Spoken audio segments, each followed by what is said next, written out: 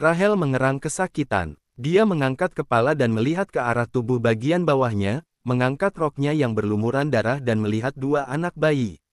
Kedua anak itu berlumuran darah dan menangis keras. Kedua anak itu anaknya, anak kembar. Namun, belum lagi Rahel sempat bersukacita, kedua anak itu tiba-tiba berhenti menangis. Wajah mereka berubah menjadi ungu kebiruan. "Nak, jangan takut, Mama ada di sini." Hati Rahel menegang. Dia merangkak dan ingin menggendong kedua anaknya, tetapi tiba-tiba ada kaki yang menginjak punggung tangannya.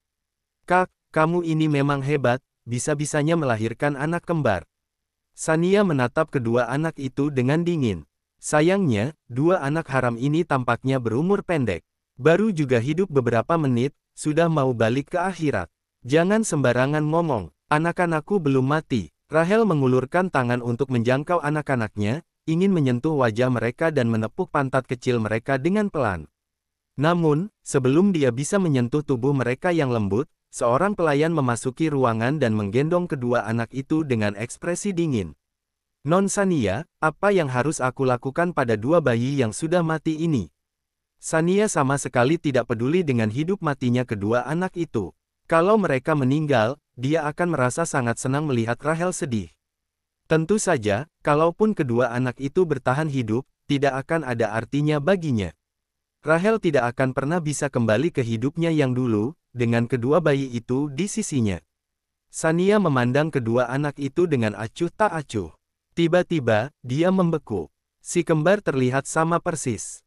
Mereka berwajah kurus karena kekurangan gizi selama ini. Badan mereka tak berdaging, hanya tulang yang dilapisi kulit. Namun, entah mengapa wajah kedua anak itu membuatnya teringat pada Ronald Tanjaya, pria yang memiliki pengaruh yang besar di Suwanda. Kemudian, dia teringat bahwa keesokan harinya setelah kejadian yang menimpa Rahel itu, keluarga Tanjaya sepertinya mencari seorang wanita ke seluruh pelosok kota. Apa jangan-jangan pria yang bermalam bersama Rahel waktu itu Ronald Tanjaya? Astaga, Sania membelalakkan matanya. Dia tidak bisa berkata-kata. "San, kita ini saudara kandung. Kumohon bawa anak-anakku ke rumah sakit. Mereka belum meninggal, masih hidup, dokter pasti bisa menolong mereka."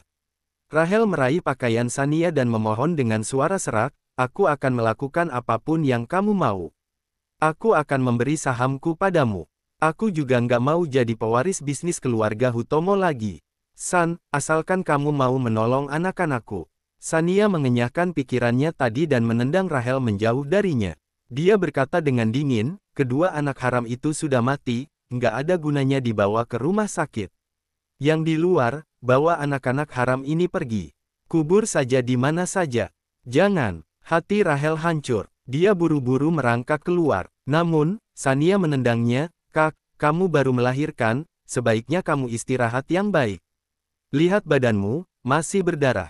Kalau kamu sampai berdarah terlalu banyak, Papa nggak akan membiarkanmu dibawa ke rumah sakit. Kamu berharap saja kamu nggak apa-apa."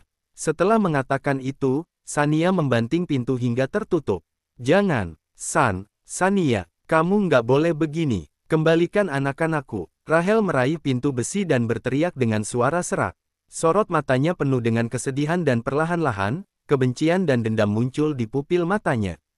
Kalau anak-anaknya meninggal, Sania adalah pembunuhnya.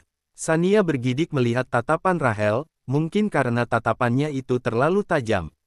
Hewan saja bisa dendam kalau anaknya mati. Kalau Rahel beruntung dan bertahan hidup, dia akan memiliki musuh yang kuat di masa depan. Selain itu, saham Hutomo Group masih ada di tangan wanita itu. Kalau wanita itu bertemu dengan Ronald Tanjaya nanti, maka semua rencananya akan gagal.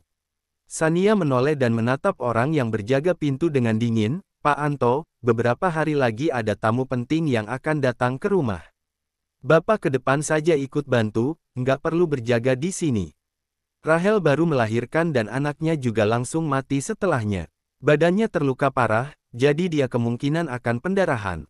Jika seorang wanita mengalami pendarahan hebat setelah melahirkan anak, maka dia pasti akan mati. "Kak, aku nggak berniat membunuhmu, tapi siapa suruh kamu tidur dengan pria paling terhormat di Suwanda? Jadi, aku terpaksa mengantarmu pergi," pikir Sania. Sania mengambil gembok besar dan mengunci pintu besi itu. Dia baru saja berjalan ke pintu, Tiba-tiba pelayan tadi datang dengan tergesa-gesa, "Non Sania, dua anak itu belum mati." Mereka menangis lagi. "Apa masih mau dikubur?" Sania membeku. "Dua anak haram itu belum mati. Kalau dua anak kembar itu anak-anaknya Ronald Tanjaya, itu artinya mereka adalah cucu keluarga Tanjaya di generasi ini. Sebagai ibu kandung mereka, Rahel akan menjadi wanita paling terhormat di Suwanda. Jadi, Rahel tidak boleh hidup. Dia harus melakukan sesuatu." Sania mengangkat tangannya dan menggendong dua anak yang terlihat lemas itu, kemudian berkata dengan dingin, "Nggak ada yang boleh memberitahu orang luar tentang apa yang terjadi malam ini."